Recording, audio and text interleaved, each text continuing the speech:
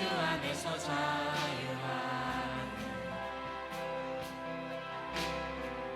죄로부터 나를 건지신 주 예수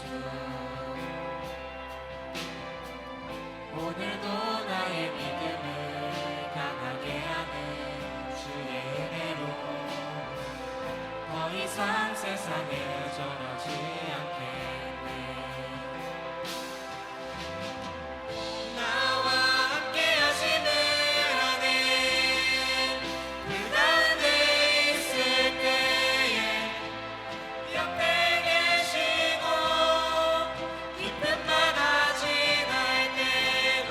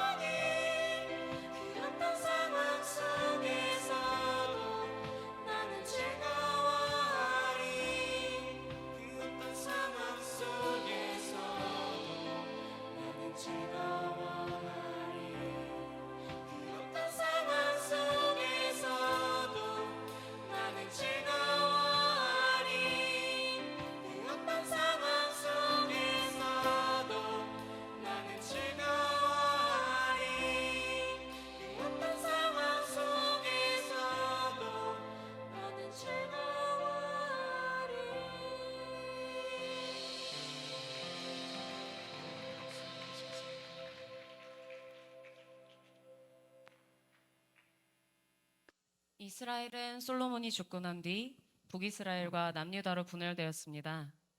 두 나라 중 먼저 침략을 당한 것은 북이스라엘이었습니다. 북이스라엘을 침입해온 아시리아는 우수한 철제 무기와 기마 전술을 앞세워 북이스라엘을 침략해왔고 서아시아의 대부분의 지역을 최초로 통일했습니다. 8학년 역사 1교과서와 고등 사회 과목인 세계사 교과서에서는 아시리아의 강압적인 통치에 대항해 반란이 각지에서 일어나 멸망하였다는 서술 직후에 바로 페르시아라는 나라가 등장하지만 아시리아와 페르시아라는 대제국 사이에 신바빌로니아가 자리 잡고 있습니다. 현대 역사가들은 먼저 있었던 바빌로니아와 구분하기 위하여 신바빌로니아라고 하기도 하고 그들의 부족의 이름을 따서 칼데아라고 부르기도 하는데 성경에서는 바빌론이라고 나옵니다. 바빌론은 아시리아의 군대를 물리치고 수도인 니느웨를 파괴한 다음 주변 국가들과 계속해서 전쟁을 이어가는 과정에서 남유다를 점령하게 되었고 이때 유대인 포로들은 유프라데스 강 주변으로 이주시키게 됩니다. 바로 이 상황에서 다니엘서의 시작점에 나오는 서술이 등장하는 것이죠. 이 그림은 바티칸에 있는 시스티나 성당에 가시면 미켈란젤로가 그린 이 다니엘의 모습을 볼 수가 있습니다. 바벨론의 왕 느부갓네살 왕, 그는 독재 군주답게 점성술에 관심이 많았으며 해몽을 매우 잘하는 사람을 특별하게 대우했다고 합니다. 그런데 그의 머릿속을 오랫동안 괴롭혔던 그 꿈의 내용을 말하지도 않았는데 꿈의 내용과 뜻 모두를 맞춘 총명한 청년이 바로 우리가 너무나도 잘 아는 다니엘입니다. 예. 느부갓네살 왕은 자신이 잊어버린 꿈 내용까지 말하는 다니엘을 보며 놀라움을 넘어서 경외감에 사로잡힙니다. 이때 다니엘이 해석한 꿈은 400년 후에나 일어날 정치적인 사건과 관련된 기이한 것이었죠. 느부갓네살 왕은 다니엘을 높이 사서 바빌론시의 총독으로 임명하고 다니엘의 새 동료이자 친구인 사드락과 메삭과 아벳느고를 바벨론의 새 부유한 지방의 총독으로 임명합니다. 파격적인 초고속 승진. 아무리 이스라엘 왕족이나 귀족 출신이었다고 해도 전무후무한 일이었습니다.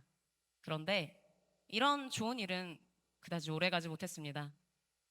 느부갓네살은 두라라고 하는 평지에, 엄청난 큰 평지에 높이 27m, 두께 2.7m에 달하는 멀리서도 보일 만큼 거대한 금신상을 세우고 나팔 소리가 울리면 모든 백성들이 그 앞에 절을 해야 된다는 명령을 내린 것입니다. 그런데 느부갓네살 왕의 앞에 바벨론의 점성가 몇 사람이 나와서는 사드락과 메삭과 아벳느고를 고발합니다. 어쩌면 이들이 맛봤던 초고속 승진은 이러한 반대 세력을 구축하기에 충분하였을지도 모르죠. 어쩌면 이런 날이 온 것은 이미 예견된 일이었을지도 모릅니다. 여러분이 자주 쓰는 말처럼 급발진한 느부갓네살, 그는 격분하며 자신의 앞에 새 친구를 데려오라고 명령합니다. 그리고 자신이 세운 신상에 절을 하지 않으면 불타는 용광로에 던져질 것이라고 협박을 합니다. 불타는 용광로는 아시리아뿐만 아니라 바빌론 또한 뛰어난 금속 재련 기술을 가지고 있었음을 보여줍니다. 모두가 숨죽여서 새 친구의 대답을 기다리고 있던 그 순간 그 유명한 어록이 나옵니다. 왕께서 그렇게 말씀하셔도 저희는 달라질 것이 없습니다. 왕께서 저희를 불 속에 던지신다고 해도 저희가 섬기는 하나님은 왕의 불타는 용광로에서, 아니 그보다 더한 불구덩이에서도 능히 저희를 구하실 수 있습니다. 그분이 그렇게 하지 않으신다고 해도 왕이시여 저희에게 달라질 것은 아무것도 없습니다. 저희는 왕의 신들을 섬기지 않을 것이며 왕께서 세우신 금신상에 절하지도 않을 것입니다. 느부갓네살 왕은 이전보다 더 분노합니다. 그리고 평소 때보다 7배나 더 뜨겁게 용광로에 불을 지피게 합니다. 사드락과 메삭과 아벳느고는 손발이 묶인 채 불길 속으로 떨어졌습니다. 그들을 용광로에 집어넣었던 자들도 거기에서 나오는 화염 때문에 목숨을 잃었을 정도의 맹렬한 불이 그들을 휩싸았습니다. 이 엄청난 불길 속에서 살아남을 존재가 어디에 있겠습니까? 용광로 안을 바라보고 있던 느부갓네살 왕은 그 맹렬한 불길 속에서 자신이 던져놓은 새 친구 말고 한 명의 사람을 더 보게 됩니다. 그는 소스라치게 놀라며 자리에서 벌떡 일어나 이렇게 말합니다. 우리가 손발을 묶어 불 속에 던져넣은 사람은 셋이 아니더냐? 그런데 보아라, 내 눈에는 지금 네 사람이 보인다. 그리고 그들은 아무 해도 입지 않고 불 속은 자유자재로 걸어다니고 있다. 저 네 번째 사람은 꼭 신의 아들 같구나. 왕의 부름에 세 친구는 시원하게 수영을 하고 온 것처럼 걸어 나왔습니다. 머리털 하나 그을리지 않았고 옷에도 자국이 전혀 없었으며 불에 타는 냄새조차 나지 않는 그런 모습으로 말이죠. 느부갓네살 왕은 이렇게 말합니다. 사드락과 메삭과 아벳느고의 하나님을 찬양하여라. 그가 천사를 보내어 자기가 신뢰한 종들을 구하셨다. 이들은 왕명을 어기고 목숨을 내놓으면서까지 다른 신을 섬기고 경배하기를 거부했다. 그러니 내가 칙령을 내린다. 이제부터 사드락과 메삭과 아벳느고의 하나님에 대해 감히 함부로 말하는 자는 종족과 피부색과 신념에 상관없이 이 어느 곳에 누구든지 사지를 찍고 그 집을 허물어 버릴 것이다. 일찍이 어떤 신도 사람을 이렇게 구해낸 적이 없었다. 아멘. 우리 광성드림학교 찬양 집회에 오신 여러분들을 환영합니다. 우리 이 시간에 다 같이 신나게 뛰면서 찬양할 건데요. 자리에 앉아 있을 수 없겠죠? 네, 다 자리에서 일어나시고 신나게 찬양하도록 하겠습니다. 네, 그럼 다 같이 신나게 우린 물러서지 않으리 찬양하겠습니다.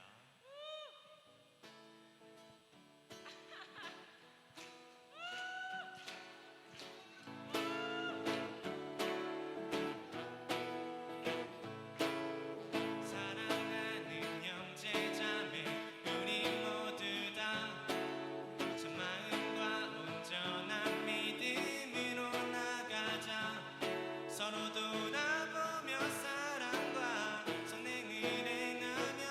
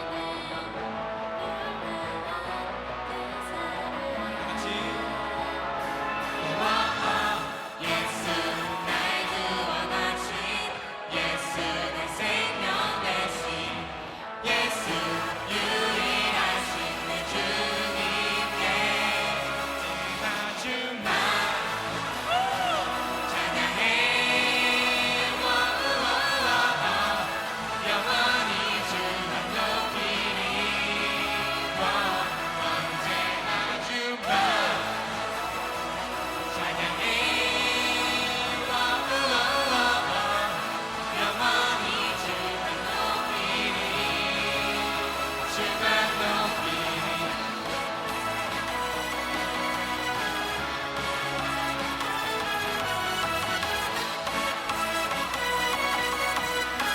다시 한번 주님의 사랑이 날 변화시키네 신실한 그 사랑 주님의 사랑이 날 일으키시네 놀라운 그 사랑 우와 예수 날 구원하신 예수 내 생명 되신 예수 유일하신 내 주님께 언제나 춤과 찬양해 영원히 주만 높이리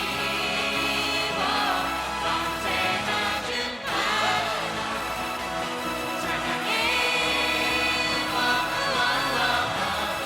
영원히 주만 높이리 주만 높이리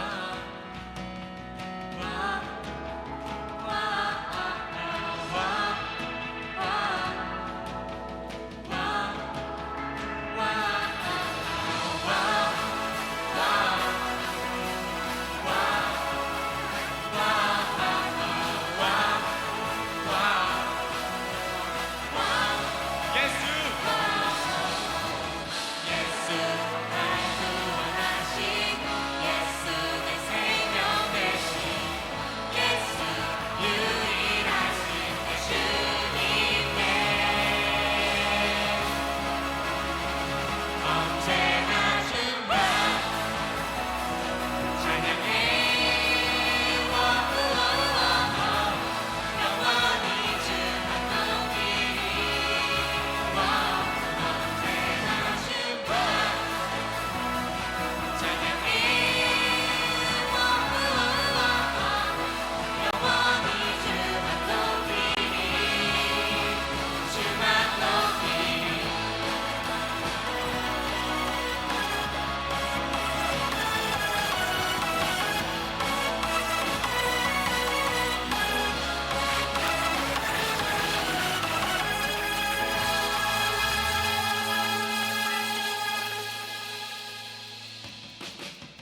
다시 박수.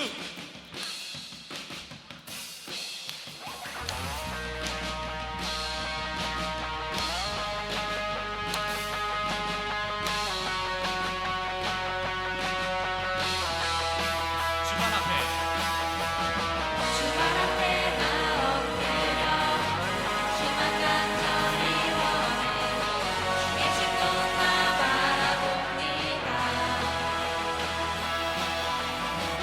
심 속에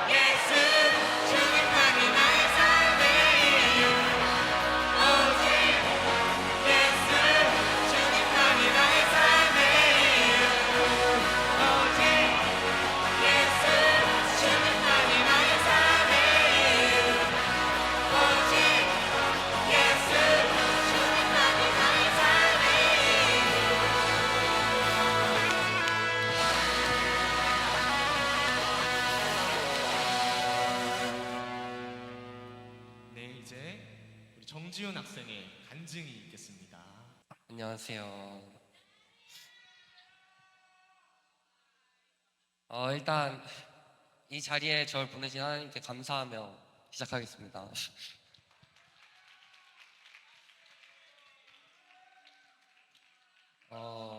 사실 여기에 나오는 것이 정말 떨리고 긴장이 됩니다.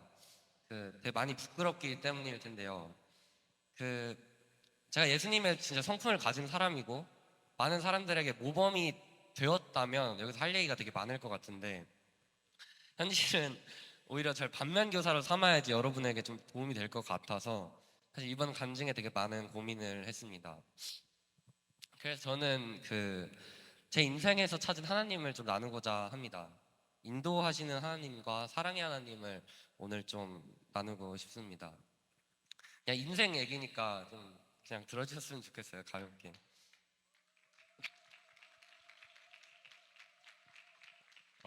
초등학교 6학년 2학기 정도가 됐을 때 저는 친구들이 다 가는 일반 중에 좀 가고 싶었습니다. 되게 시골 초등학교였는데 한 반에 한 15명 정도 됐고 전교생이 한 70명 정도 됐던 것 같아요. 되게 작은 초등학교 나가서 그 15명과 좀 더 친분을 더 쌓고 싶어서 친구들이 가는 학교에 좀 가고 싶었는데 부모님께서는 좀 대안학교에 저를 보내고 싶어 하시는 마음이 좀 더 크셨습니다. 저는 사실 그 친구들 말고 다른 친구들을 만나는 것에 굉장히 두려움을 느끼고 사람의 낯도 좀 되게 많이 가리는 편이라 되게 두려웠었는데요. 일단 부모님이 원하시는 대로 여러 대안학교에 좀 찾아보고 면접도 보러 갔습니다. 첫 번째는 광성은 아니고 다른 대안학교였는데 거기서 면접을 보고 합격을 했어요. 그래서 하지만 너무 멀고 또 대안학교 좀 가기 싫고 일반 중 가고 싶다 그래가지고 안 갔고요. 두 번째가 광성드림학교였습니다. 그러니까 이번에도 그때처럼 비슷하게 합격해도 뭐 안 가도 되겠지 하는 마음으로 가볍게 면접을 좀 본 것 같아요. 또 그래도 막 열심히 안 한 건 아니고 되게 열심히 했죠. 그래서 스스로는 조금 잘했다고 약간 자만한 그런 것도 좀 있었던 것 같아요. 딱 끝나고 나서 그 어머니의 폰으로 연락이 옵니다. 그래서 기억이 안 나가지고 어제 엄마 폰을 한번 찾아봤거든요. 웹 발신 요약하면 자녀는 예비 3순위입니다. 여러분 제가 알기로는 4순위는 없는 걸로 압니다. 그러니까 뽑고 4순위 없고 예비 3순위면 그냥 마지막에서도 저보다 늦게 온 사람은 없는 거예요. 그런 사람이었습니다. 딱 그런 문자를 받고 두 가지 생각이 들었습니다. 사실 다행이다. 일반 중에 안 갈 수 있겠구나. 일반 중에 갈 수 있겠구나. 두 번째는 광성드림학교에는 정말 얼마나 뛰어난 사람들이 있는 거지? 이런 생각이 들었습니다. 제가 첫 번째 면접을 봤을 때, 그러니까 이번 학기 말고 다른 학교, 대안학교에서 먼저 봤을 때도 굉장히 훌륭한 사람이 많이 있었어요. 떨어지겠구나 했는데 합격했어요. 여기 들어갔어요.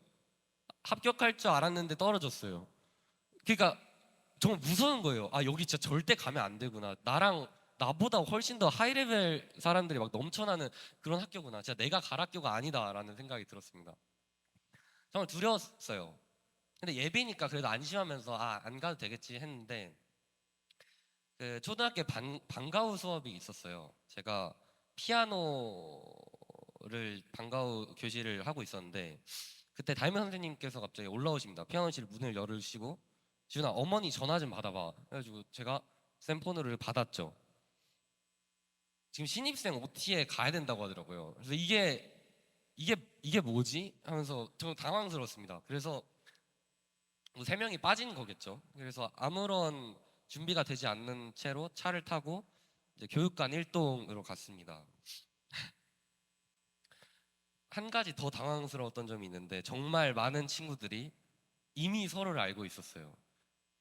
정말로 무서웠습니다. 진짜 완전 혼자였어요.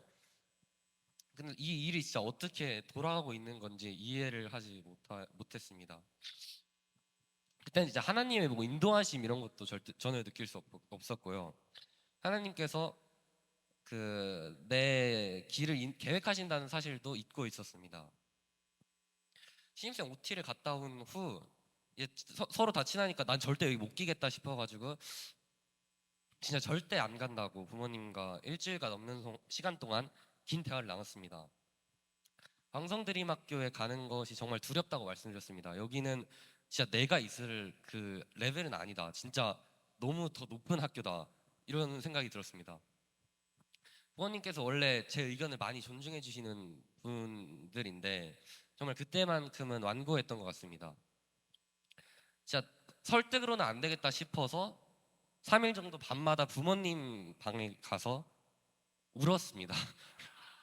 정말 여기 진짜 가야 하냐 하면서 말이죠.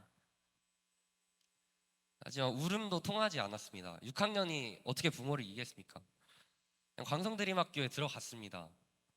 그때 코로나가 터집니다. 와, 예, 이런 말을 해도 될지 모르겠지만 저는 좀 코로나가 좀 반가웠습니다. 왜냐하면 새로운 사람들과 만나는 걸 되게 두려워하는데 온라인으로 친구들과 선생님의 얼굴을 좀 익힐 수가 있어서 그런 점이 저에게 좀 좋았던 것 같습니다. 그래서 생각보다 일이 잘 풀린다 막 이렇게 느꼈습니다. 그리고 코로나 기간 동안 학교를 좀 나갔죠. 근데 낯을 많이 가린다 했잖아요. 중학교 1학년 1학기 때는 정말 조용한 아이였습니다. 근데 진짜 조용했고요. 얼마나 조용했냐면 아직도 기억납니다. 중국어 시간에 질문이 있어가지고 이렇게 질문을 했는데 갑자기 옆에 있던 친구가 선생님 지훈이 질문했어요. 얘 지금 오늘 처음 말한 거예요. 이렇게 해가지고 다 애들이 맞아요 이랬던 경험이 있어요. 그 정도로 정말 조용했고 어떤 게 또 아직 기억이 나냐면 수요 예배 시간 때 그 자리에 앉아 있었는데 친구들과 선생님이 이제 앞으로 나가라고 합니다. 같이 나가자 했는데 끝까지 앉아서 기다리던 그런 학생이었습니다. 거기서부터 뭔가 시작된 것 같아요.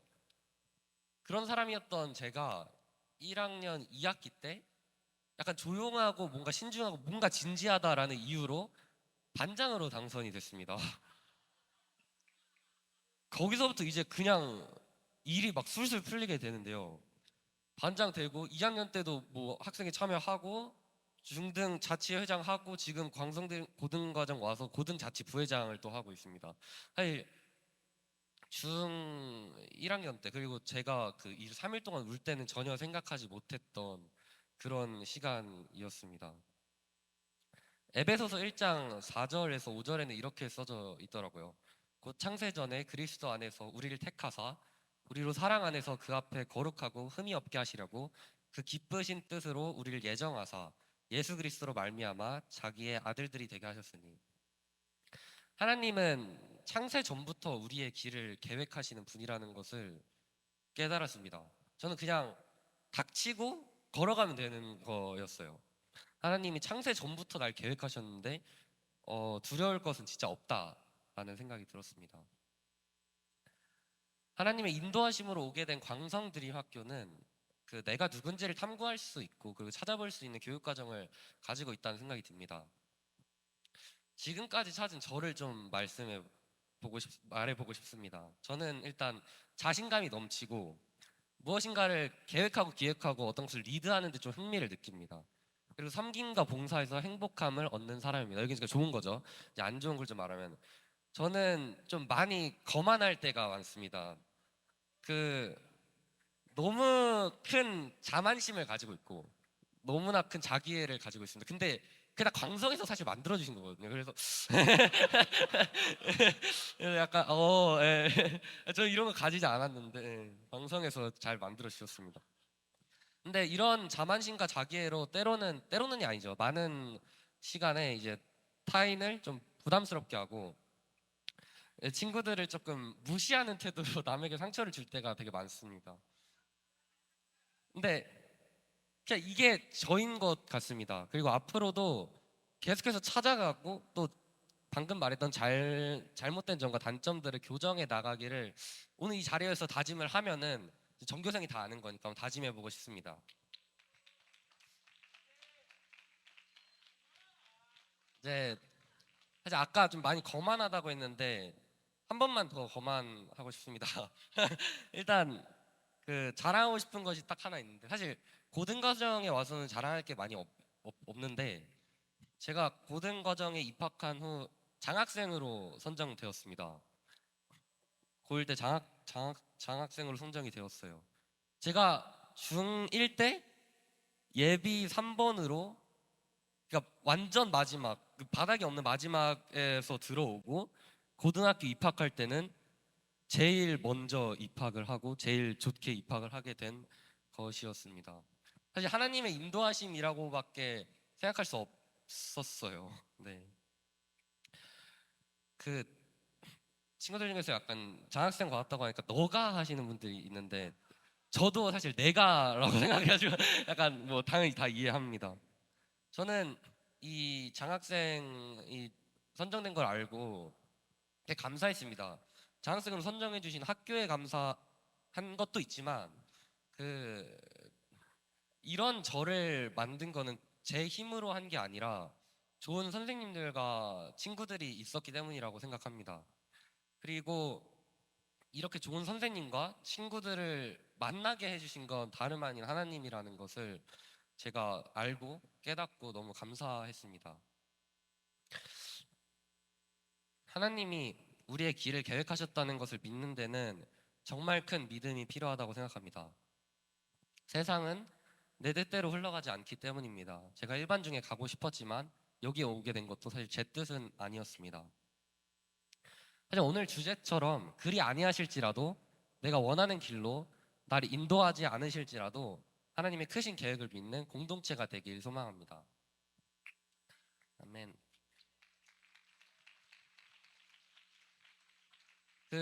사실 하나 더 말하고 싶은 게 있어가지고 잠깐 넘겨주시겠어요? 사랑합니다 캠페인에 대하여입니다. 지금 제가 지금 고1이니까 중3 때 했던 캠페인이어서 중1 지금 중1 친구들은 모를 수 있어서 설명을 드리면 광성드림학교의 인사를 사랑합니다로 바꾸는 그런 캠페인을 진행했습니다. 결과는 모두가 아시다시피 대실패였습니다.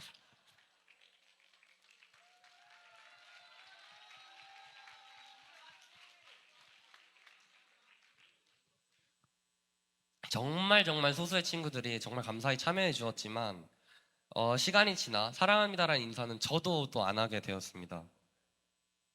최근까지는 이게 솔직히 왜 실패했는지 잘 몰랐어요. 왜냐면 너무 좋거든요. 사랑합니다라는 인사가 얼마나 좋아요. 근데 최근에 이런 캠페인과 일의 성공을 위해 두 가지가 더 필요하다는 것을 알게 되었습니다. 첫 번째는 그 사람들의 니즈, 사람들의 필요성이었는데요. 사랑합니다 캠페인은 그 방향과 목적은 굉장히 좋다고 저는 생각을 합니다. 그렇게 생각을 해서 모두가 따라줄 거라고 생각을 했어요. 네, 근데 여러분들이 필요하지 않은 캠페인이었어요. 그러니까 사랑한다는 인사 좋습니다. 근데 이것이 이 광성드림학교에 꼭 필요했나? 친구들이 이 사랑의 필요성을 느끼고 있었나? 하면 아니라는 생각이 듭니다. 또한 사랑합니다 캠페인이 서로 사랑하기 위해 좀 만드는 그런 최선의 방법이었나도 사실 의문이 들긴 듭니다. 그 두 번째는 일을 진행하는 사람의 성품입니다. 내가 진정 다른 친구를 사랑하고 있었나? 하면 또 그건 아니거든요. 그 친구들도 제 성품을 다 아니까 쟤도 안 하는데 나도 안 해도 되겠지라는 마음도 사실 있었던 것 같습니다. 그 두 가지가 저는 사랑이라는 생각을 했어요. 일단 첫 번째, 사람들의 필요성을 느끼고 또 그것을 연구하고 그 사람들의 필요를 채우려는 행동은 그 사람들과 친구들을 사랑하기 위해 나오는 행동이라는 것을 믿습니다. 그리고 두 번째, 일을 진행하는 사람의 성품. 우리가 예수님을 따라가려고 노력하고 예수님의 성품을 닮아가려고 노력하는 것은 나에 대한 사랑과 또한 하나님에 대한 사랑이라고 생각이 들었습니다. 마태복음 22장 37절에서 40절에서 이렇게 적혀 있습니다. 예수께서 가라사대 내 마음을 다하고 목숨을 다하고 뜻을 다하여 주 너의 하나님을 사랑하라 하셨으니 이것이 크고 첫째는 계명이요 둘째는 그와 같으니 내 이웃을 내 몸과 같이 사랑하라 하셨으니 이 두 계명이 온 율법과 선지자의 강령이니라. 아멘. 여기 이렇게 쓰여져 있는데 여기에 두 가지가 다 있어요. 제가 일을 하면서 그런 또 성공을 하기 위해 필요한 세 가지. 그러니까 첫 번째는 일의 방향과 목적, 두 번째는 그 사람들의 필요를 아는 것, 세 번째는 그 하는 사람의 성품. 이 세 가지가 하나님이 말씀하신 사랑에 다 들어 있다는 생각이 듭니다. 즉 그리스도인은 이 말씀만 따르면은 어떻게 보면 자기가 하는 일에 성공할 수 있다는 거예요. 이제 좀 마무리하려고 하는데, 네, 제가 지금까지 말한 것들은 다 광성드림학교에서 배우고 또 경험해서 여러분들에게 말씀을 드릴 수 있는 것입니다. 정말 감사한 경험이고요. 하지만 아까 말씀드렸다시피 자기애가 굉장히 강해서 남을 나보다 사랑하는 것은 참 어렵습니다. 남을 나보다 사랑하는 건 참 어렵고요. 하지만 또 하나 이렇게 다짐합니다. 여러분 전교생 앞에서 다짐합니다. 저는 이 시간 남을 나같이 사랑하길, 또한 이 시간 후로 남을 나같이 사랑하길 다짐합니다. 사실 이게 굉장히 위험하고 저한테는 안 좋을 수 있어요. 왜냐하면 제가 어떤 행동을 할 때마다 이제 친구들과 선생님이 저한테 이렇게 얘기할 겁니다. 야, 너 간증 때 지금 말 안 지켜? 오히려 저 그걸 원합니다. 그걸 원합니다. 제가 누구를 사랑하지 않는 행동을 하고 있거나 언행을 할 때 말씀해 주세요. 네 간증 때 말한 거 지켜라라고. 근데 사실 저는 광성드림학교에 가면서 제 자신을 사랑하는 법을 배웠습니다. 근데 아직 그게 근데 자연스럽게 습득되는 것 같진 않더라고요. 자기 자신을 어떻게 사랑할 수 있냐 생각을 해봤는데 아무도 자기를 사랑해주지 않는데 자기가 자기 자신을 사랑하긴 되게 힘들 거라는 생각이 듭니다. 근데 우리에게는 하나님이 있다는 것을 좀 말씀드리고 싶습니다. 하나님이 우리를 사랑하시니까 그 창조주가 나를 사랑하시는데 내가 나를 안 사랑할 이유는 없다는 생각이 듭니다. 우리는 하나님께서 우리를 사랑한다는 사실을 알고 있습니다. 또한 계속해서 깨닫고 있고요. 그 깨달음을 바탕으로 나를 사랑하고 또 나를 사랑한 그 받은 사랑을 흘려서 이제 모두에게 전해주는 그런 공동체가, 그런 하나님께 받은 사랑을 함께 나누는 공동체가 되길 바라면서 마무리하도록 하겠습니다. 감사합니다.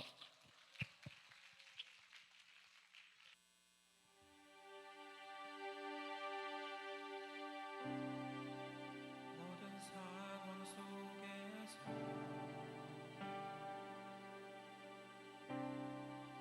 주를 찬양할지라.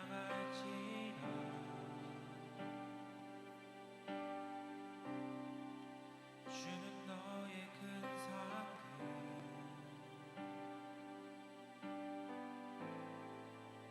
큰 도움이시라.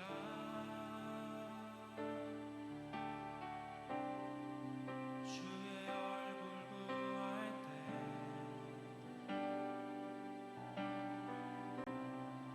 주의 영을 부으사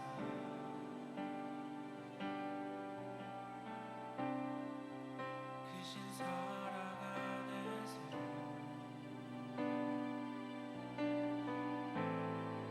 주를 보게 하소서.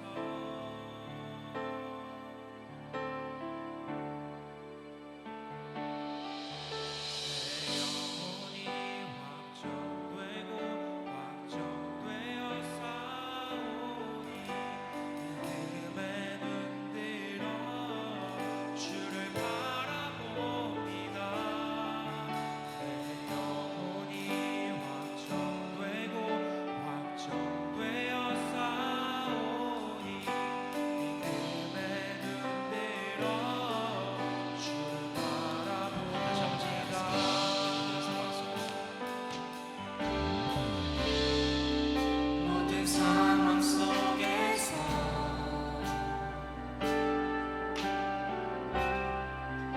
주를 찬양할지라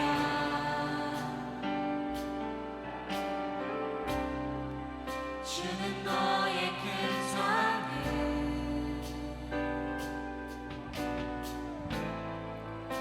큰 도움이시라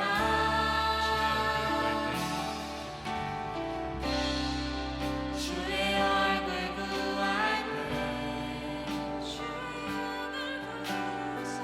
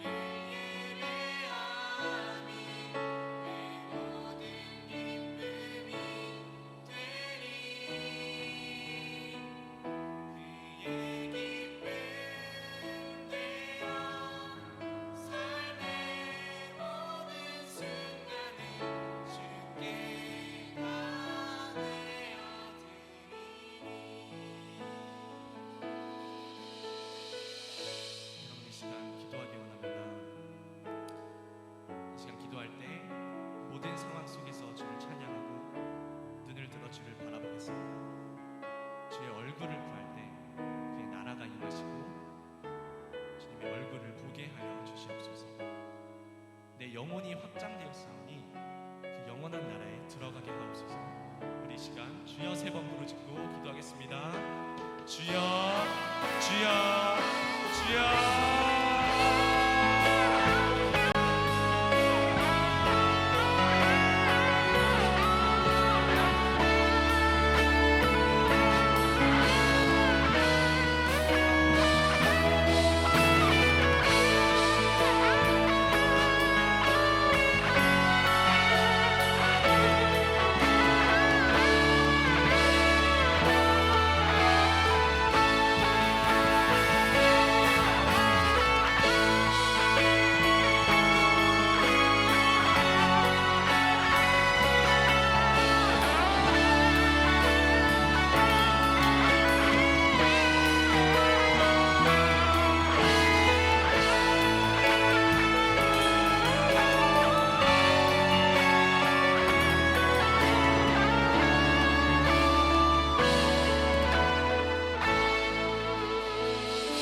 감사합니다.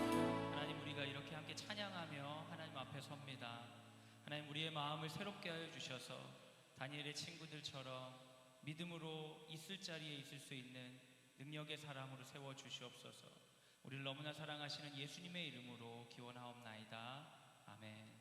오늘 우리에게 주시는 하나님의 말씀은 다니엘 3장 18절인데요. 말씀이 뒤에 나오나요? 안 나와? 그 제가 읽겠습니다. 그렇게 하지 아니하실지라도 왕이여 우리가 왕의 신들을 섬기지 아니하고 왕의 세우신 금 신상에게 절하지도 아니할 줄을 아옵소서. 아멘. 한번 따라해 주시죠. 거래와 은혜. 여러분, 관계 맺는 방식을 크게 나누면 두 가지로 할 수 있는데요. 첫 번째는 한번 따라해 주세요. 거래. 또 한 가지는 은혜. 거래하고 은혜는 뭐가 다르냐? 여기 은혜가 있긴 한데 거래는 이 사람이 나한테 해줄 거라 생각하고 관계를 맺는 거고, 은혜는 그 사람이 뭘 해줄 거라고 상관없이 그 사람이 좋아서 관계를 맺는 것입니다. 여러분, 사람하고 관계를 맺을 때 거래로 관계 맺으세요? 은혜로 관계 맺으세요? 아니면 둘 다 쓰세요?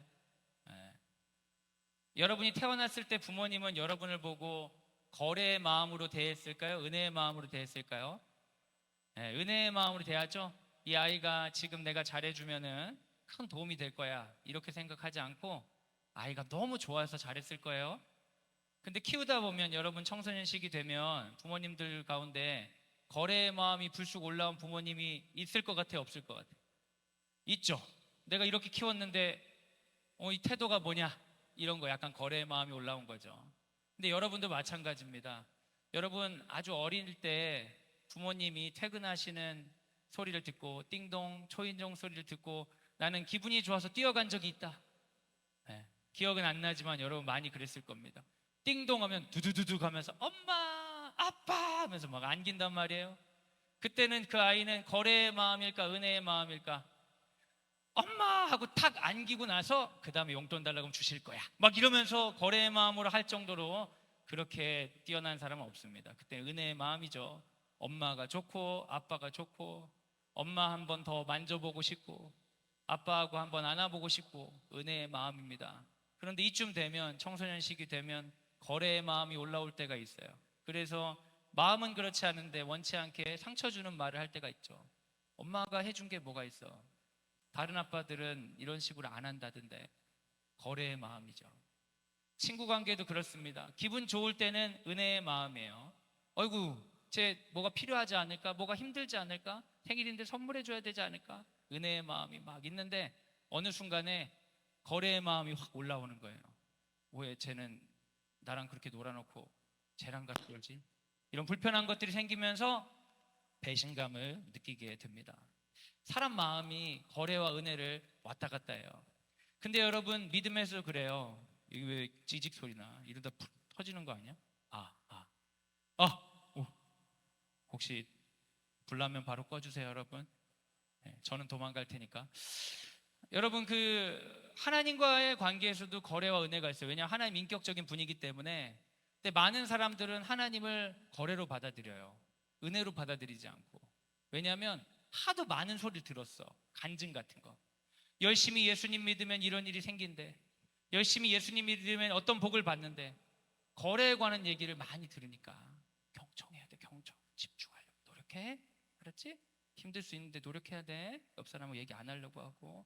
노력하지 않으면 어려운 거야, 얘들아. 경청하려고 노력해야 돼. 하도 거래에 관한 얘기를 많이 듣다 보니까 하나님 하면 거래가 떠오르는 거예요. 그래서 어떤 친구들은 감히 기도로 하나님과 거래를 하죠. 하나님, 제가 뭐 해드릴 테니까 어떤 결과를 주세요. 근데 여러분, 거래의 관계의 끝은 무엇일까요? 다 실망합니다. 여러분, 잘못된 기대를 하고 친구를 만나면 다 실망해요. 부모님에 대한 잘못된 기대가 다 우리를 실망스럽게 하고, 자녀에 대한 잘못된 기대가 다 실망스럽게 해요. 거래의 마음으로 하나님께 접근하면 다 실망하게 됩니다. 아, 무서워라. 여러분, 하나님에 대해 여러분이 기대하시는 바가 있을 수 있어요. 하지만 그 소망 이루어지지 않을 겁니다. 제가 확실히 말씀드릴 수 있어요. 그 소망 때문에 하나님께 실망하고 하나님 없다고 얘기할 수 있어요. 하나님과 우리가 맺는 관계는 거래의 관계가 아니라 은혜의 관계여야 됩니다. 왜냐하면 하나님은 한 번도 우리를 거래의 관계로 대하시지 않았기 때문이에요. 하나님은 우리 존재를 기뻐하시고 우리를 통해 일하길 원하십니다. 우리가 죄인임에도 불구하고 우리를 사용하길 원하세요. 여러분, 오늘 다니엘과 세 친구 이야기가 나오는데 이 세 친구들이 하는 말이 굉장히 충격적입니다. 이 세 친구들이 포로 기간에 있는데 왕이 절하라는 신상에 절하지 않는다는 이유로 끌려왔죠. 그랬더니 뭐라고 얘기합니까? 아주 담대하게 내가 풀무불에 들어가더라도 나는 죽지 않을 거다, 이런 얘기를 해요. 근데 그것보다 더 놀라운 게 있어요. 뭐냐면 오늘 말씀 다니엘 3장 18절인데 그렇게 하지 아니하실지라도 왕이여 우리가 왕의 신들을 섬기지 아니하고 왕이 세우신 금신상에게 절하지 아니할 줄을 아옵소서. 잘 들어보세요. 하나님께서 우리를 구해 주실 거예요. 그런데 안 구해 주셔도 나는 이 믿음 지킵니다. 왜?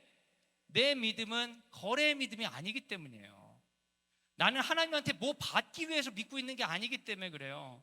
나의 믿음은 이미 충분히 내게 주신 은혜 때문에 믿는 것이기 때문에 이미 나에게 주신 게 충분해서 내가 기대하는 게 이루어지지 않는다고 해도 난 믿음을 버릴 생각이 전혀 없어요. 이렇게 말하는 겁니다. 여러분, 그 믿음은 세상을 이기는 믿음입니다. 내가 예수 믿어서 좋은 대학을 가고 싶어요. 예수 믿어서 관계가 해결되고 싶어요. 예수 믿어서 어떻게 하고 싶어요. 그런 소망 가질 수 있고 그런 기도할 수 있어요. 당연하죠. 자연스러워요. 그런데 여러분, 거래의 믿음은 결국 실망하게 돼요. 내가 이렇게 기도했는데, 우리 엄마가 그렇게 교회 열심히 다녔는데, 우리가 기도학교 다녔는데 인생의 결과가 왜 그렇죠 하면서 하나님께 따지게 되어 있어요. 근데 하나님은 우리를 그렇게 보지 않으세요. 우리를 거래로 보지 않으세요. 우리의 죄를 알고 우리의 연약함을 알고 한계를 아시고 사랑하기로 작정하셨어요. 그래서 아들을 보내기로 결정하셨어요. 그래서 하나님은 우리에게 실망하지 않으세요. 우리가 하나님 앞에서 믿음을 지키는 이유는, 지킬 수 있는 방법은 다니엘의 세 친구처럼 거래의 믿음을 포기하고 은혜의 믿음을 갖기로 결정한 거예요. 은혜의 믿음을 갖는다는 뭐야? 예수님을 믿어서 앞으로 어떠한 일이 될 거라고 기대하는 게 아닙니다, 여러분. 전혀 상관없어요. 은혜의 믿음은 어디에 근거하냐? 나에게 이미 베풀어 주신 하나님의 사랑에 근거하는 거예요. 이미 베풀어 주신 사랑은 뭡니까? 예수 그리스도 십자가의 사랑이죠. 내가 어떻게 살지도 모르고 내가 어떤 사람인지도 모르면서 자기 아들을 보내셔서 나를 사랑하기로 결정하신 그 깊은 사랑을 묵상하고 예수 그리스도의 십자가의 사랑으로 만족하기로 결정하는, 그게 은혜의 믿음입니다. 근데 설교 땐 들으려고 노력해야 돼. 딴소리 하려고 하면 안 돼. 그러면 당연히 딴짓하게 돼 있어. 들으려고 노력해야 돼. 알았지? 고개 끄덕여. 너도 끄덕여. 그렇지, 그래. 설교 시간에는 들으려고 노력해야 들리지 원래 듣기가 어려운 거야. 딴짓하려고 맘먹으면 안 돼.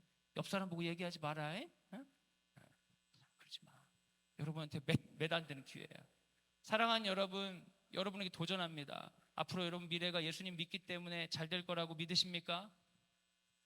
그럴 수도 있고 안 그럴 수도 있어요. 하지만 여러분의 믿음의 방점은 어디 두어야 되냐? 이미 날 위해 죽으셨던 그 십자가의 방점을 둬야 되는 거예요. 그럼 삶에 좋은 일이 있을 때 교만하지 않고 삶에 안 좋은 일이 있을 때 이겨낼 수 있어요. 왜요? 난 이미 십자가 사랑 받았기 때문에. 난 이미 다 받은 사람이다. 이런 마음으로 나가야지, 내가 예수 믿고 잘 하다 보면 이런 일 생기지 않을까? 그런 마음은 다 무너집니다. 여러분 나중에 교회도 안 다니게 될 거예요. 여러분이 마지막까지 믿음의 경주를 끝까지 가고 싶으면 예수 그리스도의 십자가에 여러분의 믿음의 방점을 두셔야 됩니다. 여러분의 미래, 여러분의 행복, 거기에 방점을 두는 순간 여러분의 믿음은 다 무너지게 되어 있어요. 다니엘의 친구들이 했던 그 믿음이 우리에게 도전이 됩니다. 그리 아니하실지라도 나는 이 믿음에 멈춥니다. 왜요? 이미 다 받았기 때문입니다. 그리 아니하셔도 나는 담대하게 믿음으로 나아가겠습니다. 그렇게 고백하는 우리가 되길 예수님의 이름으로 소원합니다. 이 시간 찬양팀 함께 나오셔서 우리 같이 찬양할 때 나의 피난처 예수 우리 같이 한번 부릅시다. 우리 예수 그리스도 생각하며 하나님 예수님께 우리의 믿음을 뿌리내리기 원합니다. 그 마음으로 우리 시간 함께 찬양하겠습니다. 나의 피난처 예수 나의 피난처 예수 의지해요. 나의 피난처 예수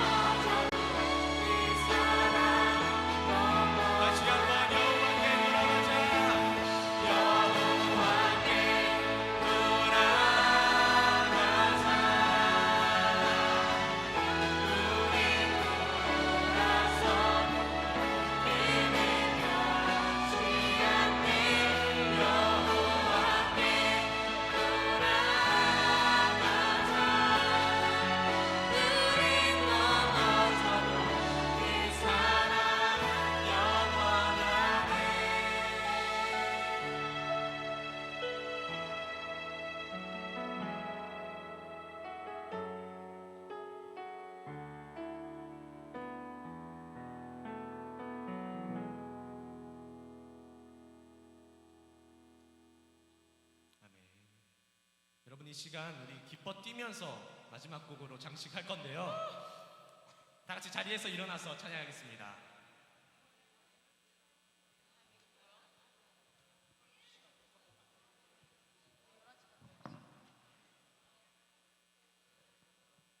자, 그럼 이 시간 다 같이 기뻐해 찬양하겠습니다.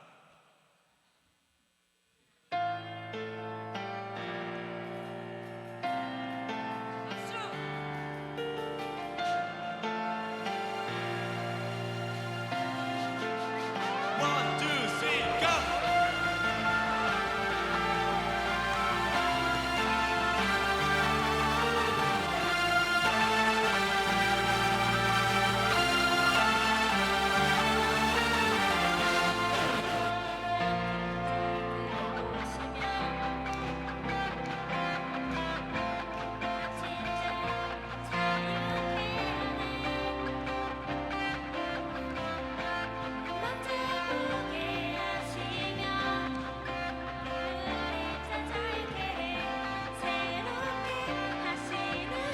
다 같이 기뻐해.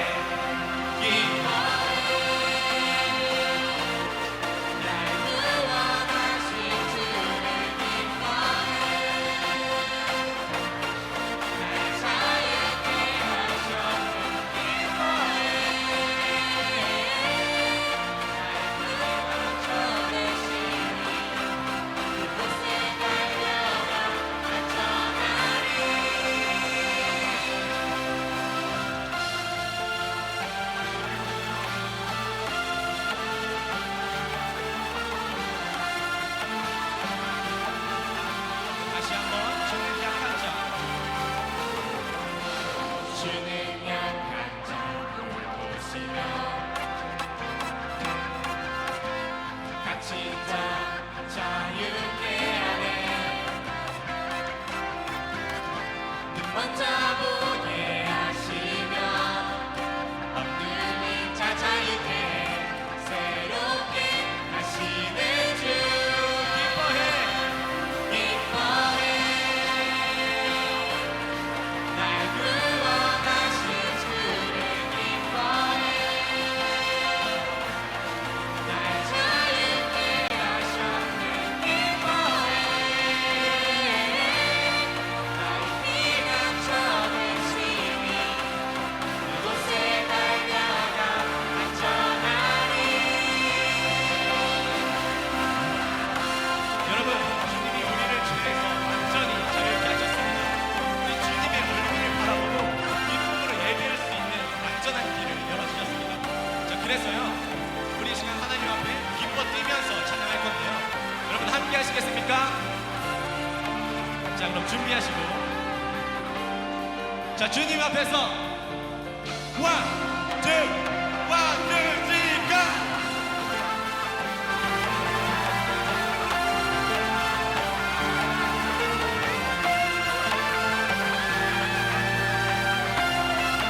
한 번 더.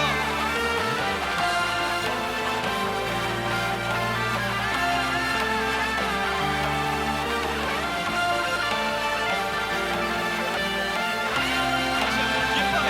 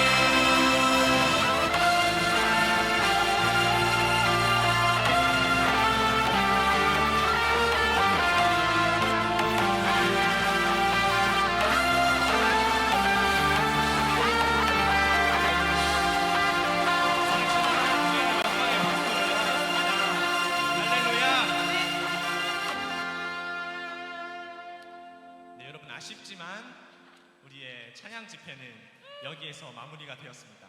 우리 마지막으로 목사님께서 축도해 주시고 찬양 집회 마치도록 하겠습니다. 기도하겠습니다. 이제는 예수 그리스도의 은혜와 하나님의 사랑과 성령의 교통하심이 하나님께 찬양을 올려드리며 2024년도 하나님께 맡겨드립니다. 그리 아니하실지라도 믿음을 지키겠습니다. 다짐하는 사랑하는 광성드림학교 모든 식구들 위해 지금부터 영원까지 함께 하시기를 간절히 축원하옵나이다. 아멘. 하나님께 영광의 박수를 올려드리겠습니다.